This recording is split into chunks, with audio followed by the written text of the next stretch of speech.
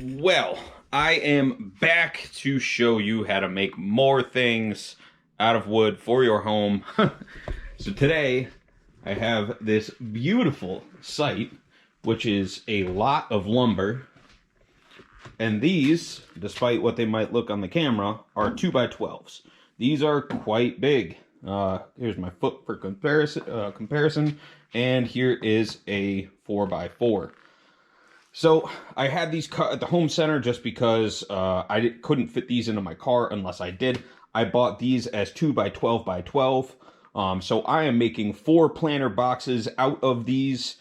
So really what I'm doing is each one of these are 6 feet long. So this is going to be how long they are, and they are going to be 4 foot wide. So I bought 3 2x12x12s. I had those cut at 4 feet, and I'm going to have 1 extra. And then I bought 4 2x12x12s, and I had those cut in half so that those are going to be my long pieces. So right now what I'm doing is I'm going to show you how I'm going to brace all of these together. So really a planter box is just a large frame. It's not that difficult. However, you have to brace them. So what I'm doing is I have a 4x4 clamped up here on my table, and I am cutting basically 1 foot tall lengths. And what that is to have in the corner so that I can not only clamp to these and make sure that my wood is nice and tight, but I can also screw into these and help keep it nice and square and add a little bit of strength to each corner rather than just butting the end of each of them and screwing them together like that for the 2x12s. So it's pretty simple. All I'm doing, these are 8 foot 4x4s. I'm taking my just combination square here. I have it pre-measured to a foot. I'm putting it down here, just striking a quick line, bringing over my speed square, finishing that line up here, flipping it over, and then carrying that line over at least onto 3 sides so I have a somewhat consistent path to follow. And then it's quite simple. Now, always for protection, I have these goggles to prevent sawdust from getting in my eye. I had an accident a couple years ago that was quite bad when it came to getting sawdust in my eye, so I always try to wear eye protection now.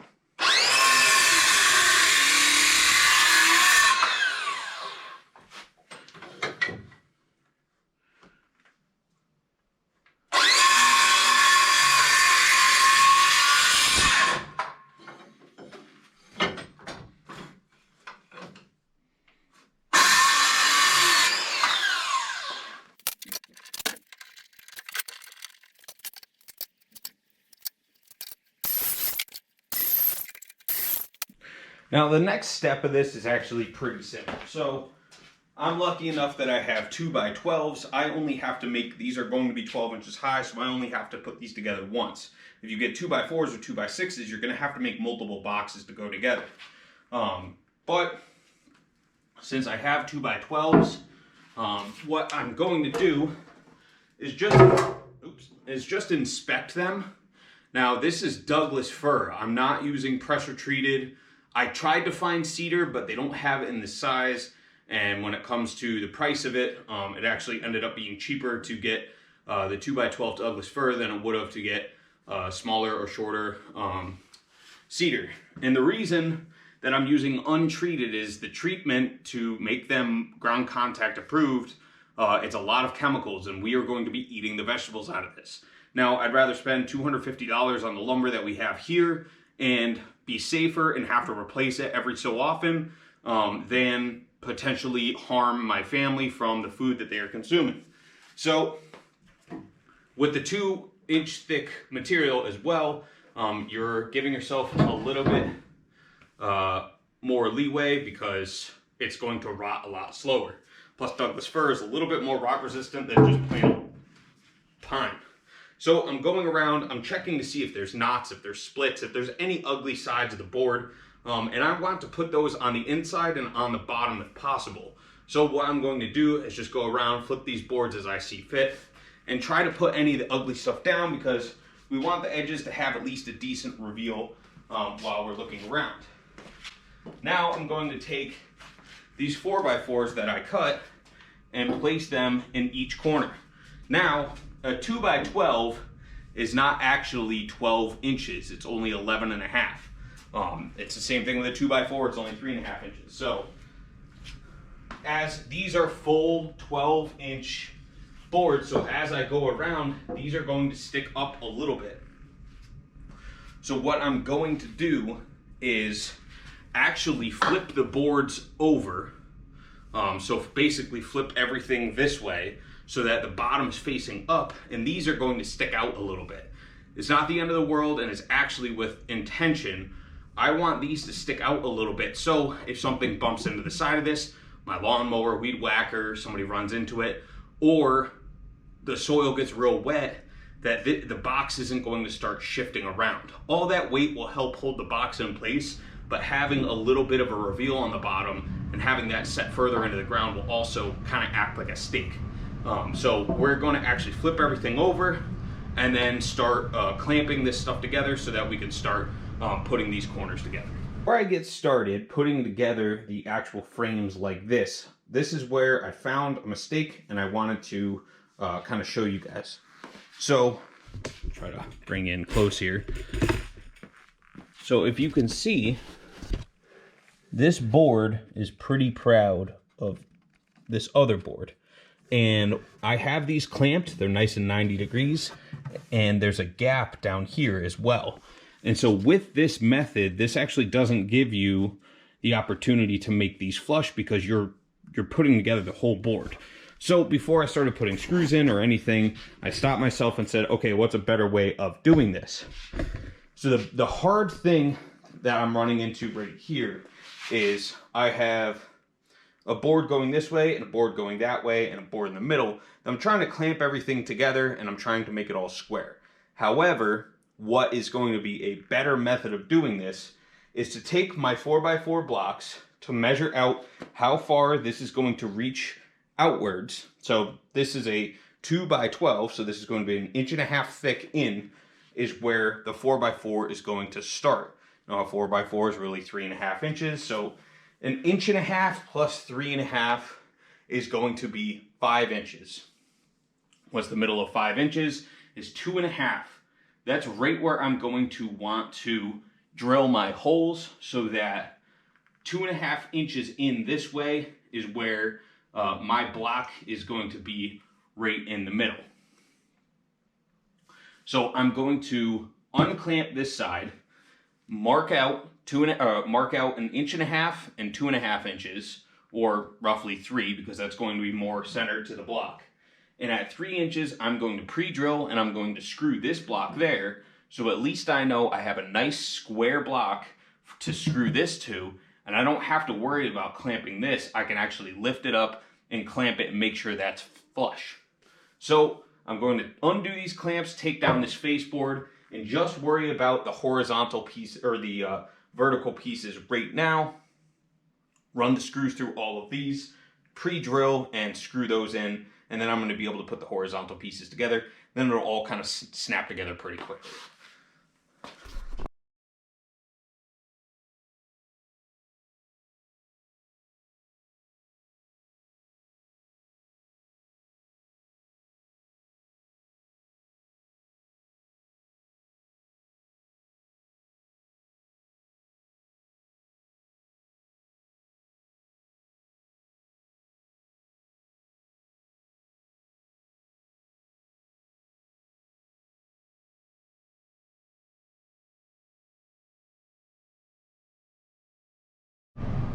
Okay, so now I have my 2 vertical pieces and the blocks that are going to hold on to them. Now the next step's fairly simple.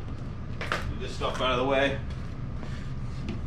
Like I said, you want to look at what piece is going to be nicer outside, so this will probably be the nicer side. So I want the ugly stuff facing down and, well actually I want it facing up and back because this is upside down. I'm going to take my piece here, slide it over so this is all going to line up and be square. Then you could take your clamps And I would say it's probably a good idea to use a carpenter square on this. If you have one, you don't necessarily need one, but having this nice large reference, accurate reference to see how accurate or off some of your stuff is. So this is very far off. That's okay.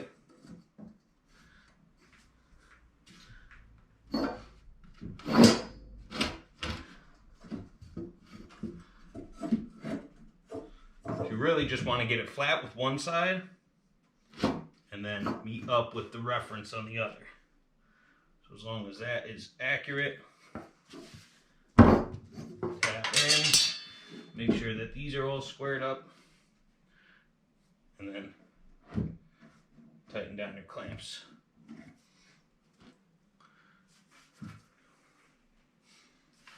Just make sure, like I have a little gap right here. I'm just going to push these together. You have a rubber mallet or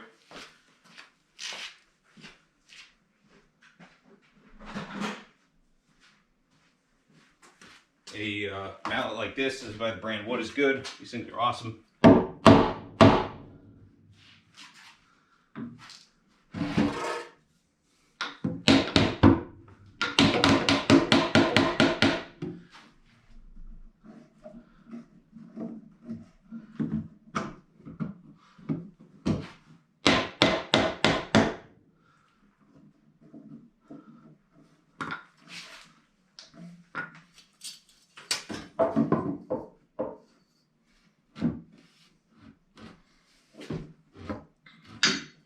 Okay, nice and square. I'm just going to put a couple holes in.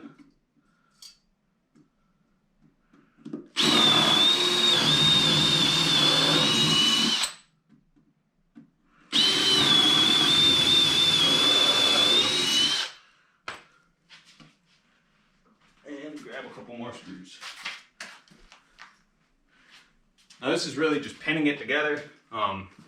These don't necessarily have to be all the screws. You don't need to put them all in right now, but getting at least 2 in there so you can keep them together and square.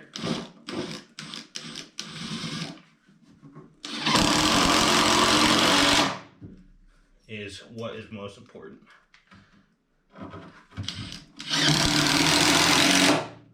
Now once you get those first 2 in, take the clamp off. This is really not doing anything for you anymore. And put in the other 2 screws.